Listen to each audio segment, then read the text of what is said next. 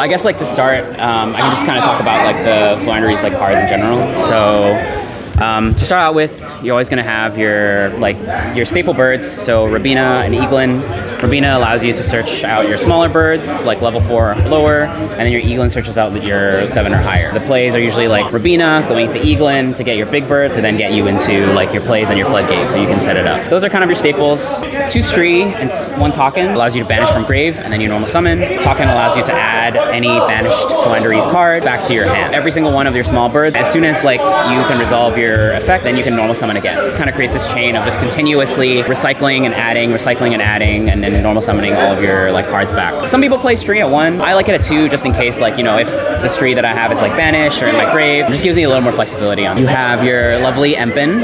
This is the card that really stops games. It makes people really think hard like what to do. The first effect is that your opponent can't activate any special summoned attack position monsters effects. It's not negated, it's just cannot activate. They can still activate in defense, and also normal summon monsters can still activate. The second effect allows you to search for a Floowandereeze spell, but then also that there's a third effect. Every single battle, you can banish a card from your hand, and then you have the attack of your opponent's monster. Meaning that like if they want to beat over it, they'll need something that's like 5,400 plus. So hard to get over. Some people run 2 just for some consistency, but I personally like to run it at 1 just because you can recycle, right? Like from the small birds, you can still just kind of run it back. It's like if you end up drawing all 3 or even like 4 of your big birds all in one hand, that's like a big brick. And then you have your other birds that are not your Floowandereeze cards. Ryza is really the one that big like finisher, the really like OTK, like how you're trying to like, you know, clear out boards. When you normal summon this by attributing a win monster, which you have obviously a ton of, you'll target, and this is where it gets confusing. You target automatically, like if you didn't attribute a win, you would target a card on the field and also in the graveyard, and those both get top deck, whichever, whether that's yours or your opponent's. And then the third effect, if you attributed a win monster, then you can actually target another card on the field and then bounce that back to your hand. People like to use the third effect to bounce back Ryza, so you can like continue doing your plays. Sometimes like bouncing something in your graveyard, so you're going to cycle other cards as well, like that you want to see, like a pot or something. That's something possible as well. Definitely must have for this deck. Mist Valley, it's Omni Negate. You can get it out automatically. Same thing. As soon as you hear main phase, battle phase, before you do that, just get Mist Valley out so that they cannot evenly match you. And then you have your Berry Statue, making sure that they can't special summon anything but wind monsters. 4 of them. Field Spell. This Field Spell is crazy. Effect is you can reveal one of your smaller birds, banish one of your birds, and then basically you then get an extra normal summon of that bird that you just revealed. That automatically creates a chain block, so you can normal summon your bird, and then you chain block it with the one that you just banished, giving you that flexibility, you know, making sure that they can't ash your bird or anything like that. So really, really giving you the opportunity to just kind of continue your plays, keep going, and it's extra normal summon. Second effect, if your opponent normal summons, immediately after you can normal summon. So basically you're saying, hey, I know that you just normal summoned, but guess what? It's my turn now also, and I can play. So it's kind of broken sometimes, like it's really broken. That's honestly how you win games, right? Like you just play, you get out like Ryza or something, and then you just clear out their board, like, you know, because they already normal summon, right? And you out that normal summon and you're done, right? Like they can't play, they have to special summon, but if you had like Berry Statue as well, like, well, guess what? They probably can't normal special summon either. So it just basically locks them out. It's just like a huge floodgate deck, which is honestly kind of crazy. The other Floowandereeze spells and traps. Unexplored Winds. This one also another crazy card. First effect is that you contribute by sending 1 card from your opponent's side, including their back row, and 1 monster that you have. Meaning that you can like tribute summon for like a Ryza or anything like that just by using this card. And it doesn't count as an effect. You don't activate an effect. All it does is actually sends it. So kind of like a kaiju. Second effect really of Unexplored Winds as well. It's just like a mulligan. You can reveal one of your birds, put it back in your bottom deck, draw a new one. So it allows you to kind of like get some consistency as well. Dreaming Town is the one that allows you to normal summon on your opponent's turn as well. So really giving you the ability to kind of get one of your small birds out. You know, you flip that like when you know they're about to like have a play or got some special summon monsters out. And then the second effect is basically like a UCT for free, just for after tributing. And you have the new spell that really, really adds just a lot of consistency to this deck. The Advent of Adventure. You can banish any like wing beast monster. It can be like even your like birds that aren't Floowandereeze, either on your field or even in your hand. Banish that, you get to search either a Floowandereeze card or a field spell. What's crazy is that you then get 500 life points. I cannot tell you how many times that won me in match 3, because say we have like 2 minutes left, use a spell, you know, set up some like floodgates and then pass turn, and then they just don't have time to do anything, and then I'm up 500, they're still at 8,000, and you know, call game. This is really broken. Like, and one note which kind of adds to to Book of Moon as well is that you can use these to dodge like Imperm, Veiler, allowing any of your birds to then resolve their effect, really giving you that chance to kind of continue your plays and keep going. I will say that this one does remove a resource on your board for you to tribute summon, so that's the one downside. So it kind of depends on how you want to play it. If you end up drawing both, you might want to think about like, oh, like do I want to do this one or do I want to do both? Do I actually want to have a bird on the field so I can get like Empin or Ryza or something like that, just so that you have some consistency getting your big birds out before having to actually resolve any of your effects. So I think Book of Moon speaks for itself. Use it for your own sake to help save your birds or for your opponent when you get those Omni negates. People have like Baron or Chisha or force out their negates and then you can just keep playing. Kind of did in the tournament too, just to kind of bait out a few things. I don't think I'd run it at 3 just because you could brick with it, but definitely like 2 so you can have some consistency. And then your pots. I run 3 Extrav, 3 Duality. I mean, this is the budget option compared to Prosperity. I mean, I would love to have Prosperities here just to dig into your deck a lot more, but obviously that's really expensive. Extrav, you get an extra card, so there's that. I think that there is obviously the caveats. You have to do it first, you gotta banish random, and also you have to draw 2, you can't choose. Best case scenario, Extrav and Duality, and then you get the thing that you need. And then your hand traps. Everyone hates me for this because they're saying like, you know, this is terrible, but I mean, this works for me, so I'm gonna keep testing it. Call by, mandatory. I run crossouts for the very reason that I think because this deck loses immediately, there's a huge choke point with the small birds or even Eaglin to get ashed, to get like impermed or veilered. It really, really helps to have the crossout just in case play around like any of the ashes, any of the hand traps that your opponent has, especially because as soon as you get a normal bird out, you can't really keep going, right? Like you just have to stop. You don't have any normal summon, you already used it, the effects are kind of gone, and you just kind of set and then you keep going. But crossout at least gives you, you know, a little bit more flexibility, and obviously it's dependent on the shop that you play at, meta at the time for the hand traps, but personally I think I've seen obviously call by, imperms. I don't really see many veilers, so that's why I didn't use it at all. Definitely ash, and then sometimes cosmic as well when they do the field spell.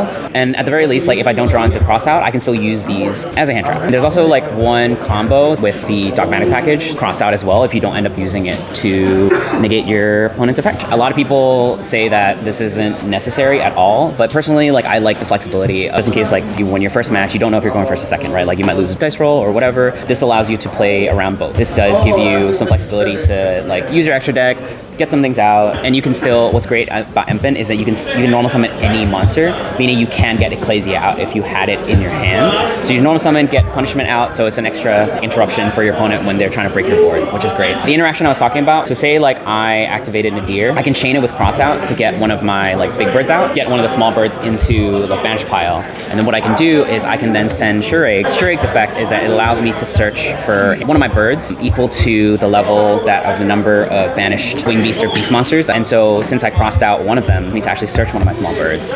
On top of that, I can still use that banish crossout target as a chain block. Of course, the effect won't actually go through because you crossed it out, but what's great is that you can actually still use it as a chain block. Fun little interaction. I didn't actually use it in the tournament because I feel like I wanted to save my crossout, but in the event that you wanted to, you can, which is really, really cool. Like, extras speaks for itself. 2 Shuraig, 2 Farragut. Shuraig again lets you search for like birds. Farragut allows you to mulligan one of your hands so you can like still draw. And the other stuff is really just for the dogmatic package, right? Like 3 Entis, Pegasus, Omega, Entis Pop, other stuff for graveyard effects. I think Entis is way more important than these two, so that's why I have it at 3. So just in case I like banish like 2 from my Extrav, it gives me some flexibility so I can still use it against my opponent. Seize package, in the event this does come up, Assembled Nightingale, Promenade Thrush. I prefer Thrush just because this deck doesn't really have many like spell and trap like outs, so this at least allows you to get a few of the spells or traps out if you need to. This allows you to attack directly, which is great as well, so you can actually then get into Downerd and then Zeus and then just continue your play. I don't think I actually ever came up during the tournament, but I did play a match where, you know, they were like negating all of my birds. I had some birds out and I was like, you know what, let me just go into this and then kind of keep going. Moving on to the side deck. So this is where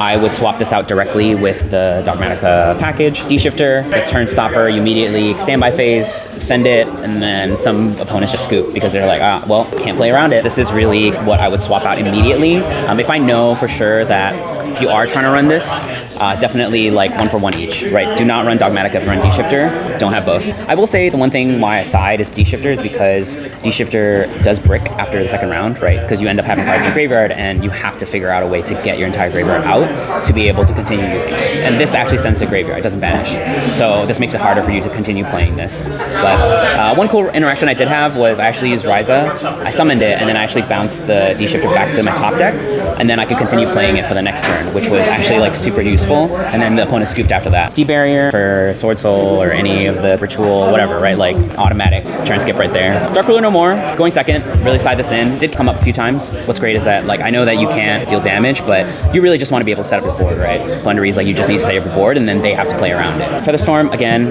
really broken card. I mean, what, like you just have a Wing Beast out and they can't activate any monster effects. In the hand, in the grave, on the field, nothing. They can't do anything. It is a little bit conditional. You have to have like Eaglin or like Taken or like Empen out to be able to run this. So it is kind of more of like a going first card. So I don't know if I want to run this, but I never actually sided this in at all, like in the entire tournament. So I'm definitely thinking of kind of like just to give me more flexibility, siding in like Evenlies instead. I didn't have Evenly at the tournament, unfortunately, so that's why I ended up running like Harpy's Featherstorm. Having Evenlies now, I think I'm going to test out seeing if I can still run both, just get some like flexibility and kind of how I'm playing around like opponents' boards. Personally, I'd probably prefer Evenly versus Harpy's Featherstorm.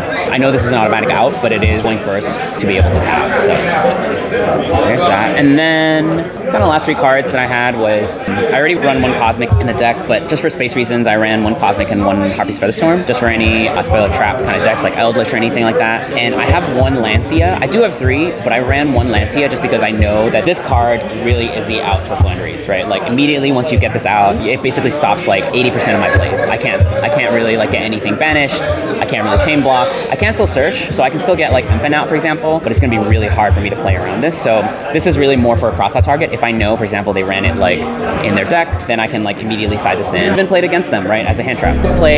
So first match was Eldritch Zombie World, worst deck to play against. Like as the first one, I was like, oh, I'm gonna lose immediately. I was like, oh shit, there's no way I'm gonna win around it. But luckily enough, every time they got like Necrobanshee out, just making sure to get that banished immediately as soon as you can, like get it into graveyard, like chain as much as you can, get it out so that they can't actually get Zombie World. You know, using the spell card that I did have, or like the Cosmics, or any of the siding in kind of any of the field and spell or the spell and trap kind of destruction cards, just to get it out immediately, just because that really hurts this deck, right?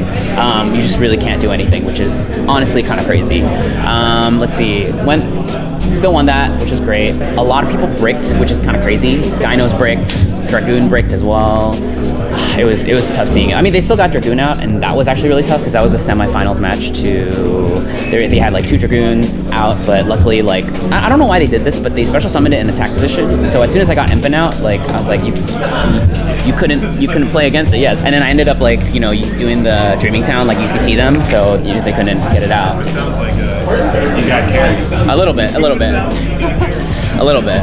I did lose 1 match, which was against Dragonlink. There was just so much on the board. I mean, I did have Dark Ruler, and it still got some of them out, but like, you know, they had like Heretic. Link couldn't play around it. It was just really hard to kind of do, and I lost the dice roll. I think if I won the dice roll, probably would have gotten it, but it was just too hard. It was too hard to kind of like get, especially because they have so much interaction with each other. They just keep going. They like mill their like half their deck just to get what they need. I think that was like the most tough match that I had for the entire day. In the finals, I played against Earth Machines. It was kind of crazy. Like the first game, I Ash kind of one of their like searches immediately. I drew Ash like both games. I had 1 of at the time. I didn't have 2 Ashes. I had 1 of Ash. I hard drew into it for the first like both games.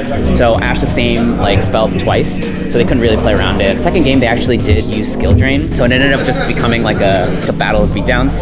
You know, obviously like because mine was a tribute summon, so I ended up just getting like Empen, ended up getting like Ryza out, and then they couldn't get around it because they didn't have any monsters that were higher than that. So it just like worked out, and I'm just really grateful that I was able to play in a tournament. I actually haven't played any tournaments for like 8-9 years. I do what I can, and it's just fun. I just like playing just because, like, you know, you think a lot. Helps keeps the mind fresh. Let's see. I would say shout out to, first of all, like my friends who got me back into it. Like I wasn't actually planning on getting back into it until like my friends were, oh no, come to shop, like get some cards, let's see where you go. So shout out to my boy like Witty, Jiggy, and Dennis. my Yu-Gi-Oh brothers. I'm so happy that they're there. Shout out to Nistro, meeting him for the first time, playing on that, like when I was still playing Tri Brigade Lurelesque. That was kind of cool, and then just meeting him and everything has been really, really awesome. And then shout out to Games Choice as well. Like, this dope spot. It's really close to me, so easy for me to commute to. And they're just really dope. Open space, really, really great kind of environment, and just in general, like really cool guys too. Nistro of Well Played Games. Hope you guys enjoyed. Catch you guys later. Peace. You want to get that GG easy? Yeah, GG easy.